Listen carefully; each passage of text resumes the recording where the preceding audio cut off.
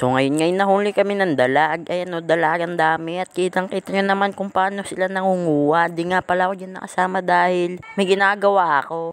At nagkamot pa nga dyan ng itlog si Tutoy. Ayan na, huling-huli sa camera. At ayan nga, diretso lang sila sa paghuli. Ngayon nga, wala silang tigil sa paghuli hanggat wala silang nahuhuli.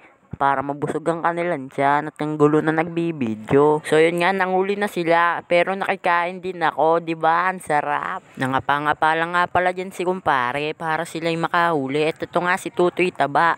Cute na nga siya dahil pagod na siya at wala siyang magawa. Tinitignan niya nga dyan yan ni Tutoy kung anong mas maganda. Kung mas maganda man magjawa o hindi. Joke lang po. At ayan na nga, tapos na sila manghuli at inuhugasan na nila. Ayan, ang dami nga pala nilang nahuli at ang lalaki. Siguradong busog sila dyan pagkatapos nila kainin. At ayan na nga, lulutuin na nila. Yan nga pala yung mga sangkap. Gagawin nga pala nating gata. At ayan na nga, sinalang na nila sa kawali na nagiinit pa. At nagiinit na nga rin ng ulo. Kakahintay dahil ako'y gutom na. Shoutout nga pala kay Kuya Bebe dahil siya nagluto niyan. At minekos-mekos na nga yan ni Insan. At kita nyo naman kung sino ang mga nakaabang para makikain. De, joke lang. At ayan na nga, paluto na ang ating pagkain. Napakasarap at delicious. At ayan nga, luto ng ating gatang dalag. At nakaready na nga kami dyan. At ito nga pala ang finished product.